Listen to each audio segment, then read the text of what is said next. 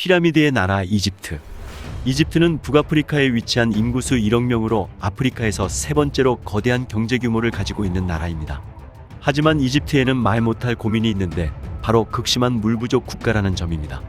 이집트의 사하라 사막은 점점 더 그 영역을 확장하고 있는 상황으로 앞으로의 물 부족 상황은 훨씬 더 심각해질 것이라는 전망이 많습니다. 결국 이집트는 바닷물을 담수로 만들기 위한 프로젝트에 착수합니다. 그리고 세계 1위의 해수 담수화 기술을 가지고 있는 한국과 손을 잡게 되었는데요. 관련 내용에 대해 자세히 알아보도록 하겠습니다. 경제 소식꾼입니다. 2022년 1월 20일 두산중공업은 이집트 카이로에서 현지 디벨로퍼 겸 대형 건설사인 하산 알람, 알마르 워터 솔루션즈와 해수담수화 프로젝트 협력에 대한 양해각서를 맺었는데요. 이번 MOU는 문재인 대통령의 이집트 순방을 계기로 열린 한국-이집트 미래 그린 비즈니스 라운드 테이블에서 체결된 것입니다. 협약에 따라 이집트 수에즈 운하 중간 지점에 있는 항구 도시 이스마일리아 지역에 하루 총 100만 톤 규모의 담수를 생산하는 해수담수화 프로젝트를 추진하기로 합니다. 100만 톤의 담수는 300만 명 이상의 시민이 하루 사용할 수 있는 양인데요. 영국의 물 전문 리서치 기관인 GWI에 따르면 이집트는 2025년까지 하루 280만 톤 규모의 해수 담수화 프로젝트를 발주할 계획이라고 합니다. 그중 절반에 가까운 규모의 프로젝트를 한국이 수주하게 되었으니 매우 긍정적인 소식입니다. 전문가들은 이집트가 향후 2050년까지 하루 640만 톤의 용수를 해수 담수화 플랜트를 통해 공급할 예정이라고 예상합니다. 고대 이집트 문명은 나일강의 선물이라고 불립니다.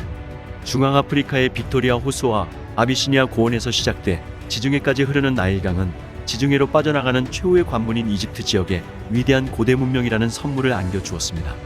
해마다 여름철이면 일어나는 나일강의 범람은 다른 강들의 범람과는 다르게 거의 항상 예측 가능한 범위에서 일어났으며 이러한 범람은 주변 경작지를 비옥하게 해주면서 나일강의 문명은 융성할 수 있었습니다.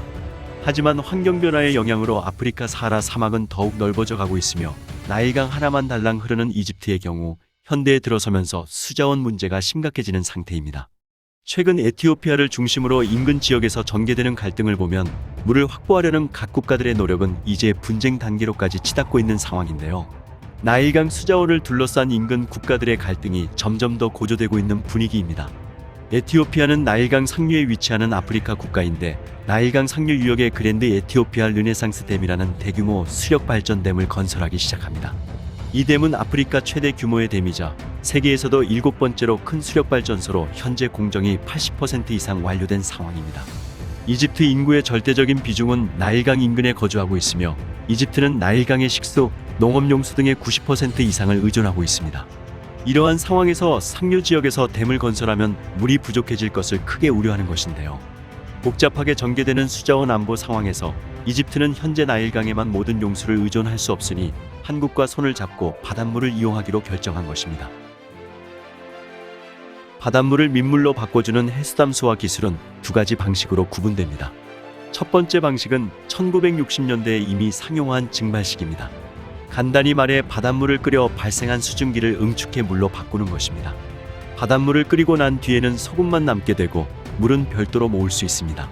이렇게 만들어진 물은 바닷물에서 염분과 각종 용해물질을 제거한 상태이기 때문에 증류수에 가까운 상태이며 아무런 맛도 나지 않게 됩니다.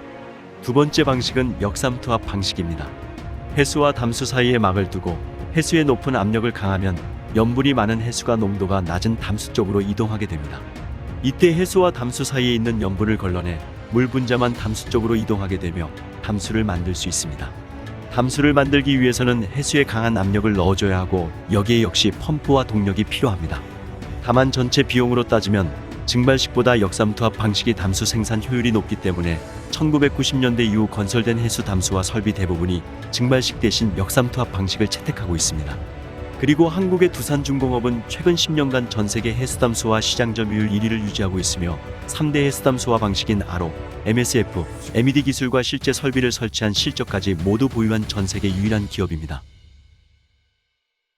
국토교통부에 따르면 세계 해수담수화 시장 규모는 2018년 기준으로 152억 달러, 한화 16조 원에 달합니다. 그리고 매년 성장률을 15% 이상 성장할 것으로 예상하고 있습니다.